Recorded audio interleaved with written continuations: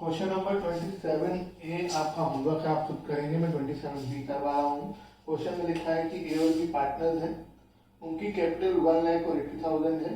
Partnership D कहती है कि इंटरेस्ट ऑन कैपिटल देना है 5% पर एनम। ए ने फर्म को लोन दिया हुआ है, बी को कमीशन देनी है। Net profit after charging, before charging interest on capital, interest on loan और कमीशन इज 34,000। क्योंकि ये before charging interest on loan है तो ये गलत है, क्योंकि हमें लोन का इंटरेस्ट देने के बाद का प्रॉफिट चाहिए होता है। तो पहला काम तो हम ये करेंगे कि हम प्रॉफिट सही करेंगे। हमें करना क्या है, हमें पी&एल ऑक्यूपेशन अकाउंट बनाना है। तो सबसे पहले तो हम प्रॉफिट को सही करेंगे। हमें जो प्रॉफिट दे रखा है वो before interest on capital commission दे रखा है, लेकिन कमीशन और इंटरेस्ट ऑन कैपिटल से पहले वाला ही चाहिए होता है, क्योंकि कमीशन और इंटरेस्ट ऑन कैपिटल तो अभी हम देंगे, लेकिन इंटरेस्ट ऑन लोन हमें पी&एल अकाउंट में ही दे देना चाहिए था, तो वो उसके बिफोर दे रखा है, तो इसलिए हम नेट प्रॉफिट को सही करेंगे। Net profit before interest on loan given है 34,000। इसमें से हम इंटरेस्ट ऑन लोन माइनस कर देंगे तो हमारे पास नेट प्रॉफिट आ जाएगा, जो हम पी&एल अकाउंट से आना चाहिए था।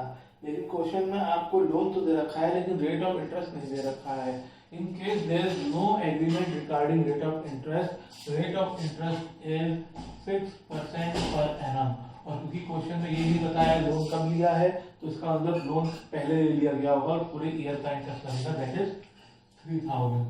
तो नेट प्रॉफिट कितना आया, 31,000। अगर आप अलग से ये लिख के नहीं निकालना चाहते तो आप जो अपना पी&एल ऑक्यूपेशन अकाउंट में कर सकते हैं, बाय पी&एल अकाउंट अमाउंट अंदर लिखेंगे, minus interest on loan amount बाहर आ जाएगी। लेकिन बेस्ट तरीका यही होता है, क्योंकि बहुत सारी चीजें हमें करनी होती हैं जो नेट प्रॉफिट के बेस पे डिपेंड करती हैं, तो तब इस तरीके से लिखना चाहिए। मार्क्स दोनों तरीके में बराबर मिलेंगे। हमें पी&एल एप्रोप्रिएशन अकाउंट बनाना है इस क्वेश्चन में।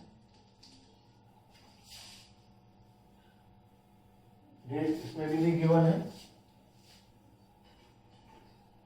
फॉर्मेट बहुत इंपॉर्टेंट है।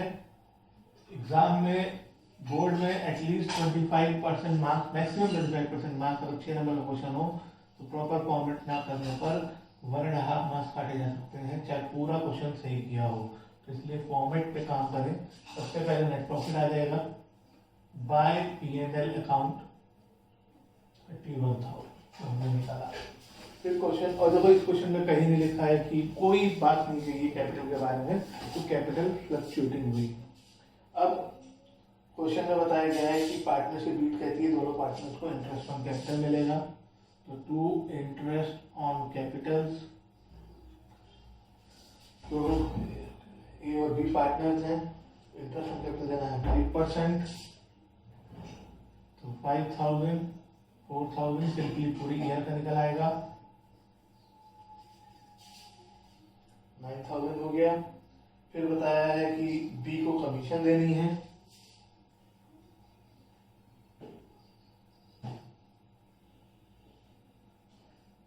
अब ये एक इंपॉर्टेंट चीज है जिसकी वजह से क्वेश्चन कराया जा रहा है। वैसे इस क्वेश्चन में कुछ खास है नहीं।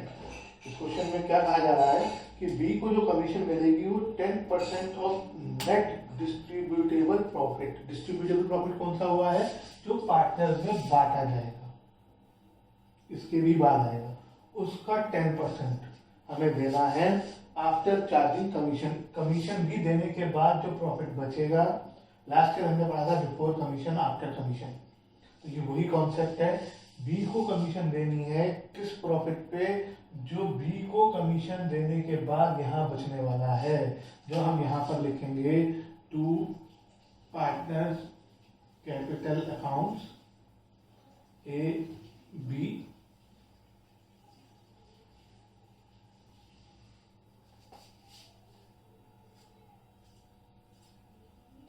$31,000। लेकिन हम बैलेंस नहीं कर सकते क्योंकि दो चीजें नहीं मालूम है, तो ये बैलेंस हम वर्किंग नोट्स में निकाल लेते हैं। ये हो जाएगा net profit before commission, net word का, तो प्रॉफिट बिफोर कमीशन, इन्होंने एक वर्ड यूज किया डिस्ट्रीब्यूटेबल प्रॉफिट, इसे डिविजिबल प्रॉफिट भी कहते हैं, जो पार्टनर में बंटना है। ये कितना आएगा 31 माइनस 9 यानी 22,000। अब वो कह रहा है कि हमें जो 10% निकालना है, अब देखो हमने लास्ट ईयर पढ़ा था कॉन्सेप्ट, अब वही फॉर्मूला यूज कर सकते हो। क्वेश्चन में अगर लिखा है बिफोर कमीशन तो इसका 10% निकाल दिया जाएगा, 10% है ना, हाँ 10% निकाल दिया जाएगा इसका। और अगर आफ्टर कमीशन का है तो इसका 10% नहीं निकाला जा सकता, इसमें कमीशन जुड़ी हुई है।